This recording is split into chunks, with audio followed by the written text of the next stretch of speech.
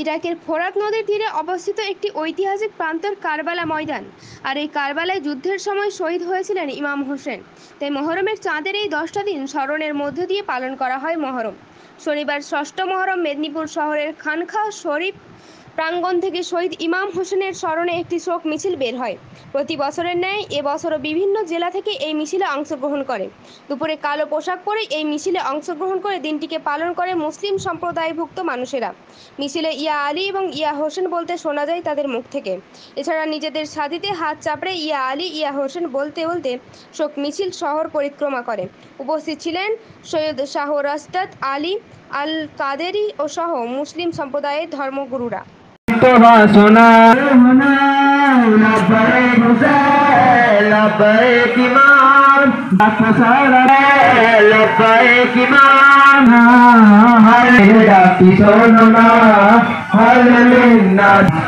ইমাম তোমার আহ্বান বৃথা যাবে না, লাব্বাইক হুসাইন লাব্বাইক ইমাম। হে ইমাম তোমার আহ্বান বৃথা যাবে না, লাব্বাইক হুসাইন লাব্বাইক ইমাম। সপনের বিপ্লবী না, লাব্বাইক হুসাইন লাব্বাইক ইমাম।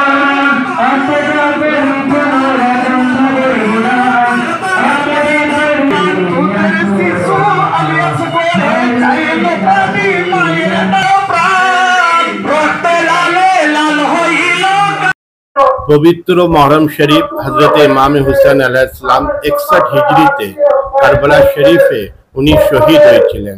তার জন্য যারা হজরত ইমাম হুসেনের উপরে আকীদা রাখে, ঈমান রাখে, উনার মাজলুমিয়ত উনার মাসুমিয়তকে মনে করার জন্য পবিত্র মহরম শরীফে যখন চাঁদ উঠে যায়, এই 10 দিন চারদিকে মাসিয়া পাক, নামাখানি, মিলা শরীফ সব হয়। আজকে 6 মহরম হজরত ইমাম হুসেনকে ইয়াদ করে আমাদের হুজুর সৈয়দ রেশাদাত আলী আল কাদেরি তিনি এসেছেন। ওনার তত্ত্বাবধানে আলম পাক বেড়াচ্ছে। এই আলম পাক হচ্ছে হজরতে আব্বাস আলমদারের হাতে যে আলম ছিল, ওই আলমকে স্মরণ করে আজকে এইখানে আলম পাক বেড়াবে। বিদেশ থেকে আমাদের 4 রাজ্য থেকে 4 দিক দিয়ে লোক এসেছে, শিষ্যরা এসেছে। এটা পরিক্রমা করার পর মির্জা মাল্লা ইমামবাড়া শরীফে বক্তব্য হবে সোনাই কারবালা নিয়ে।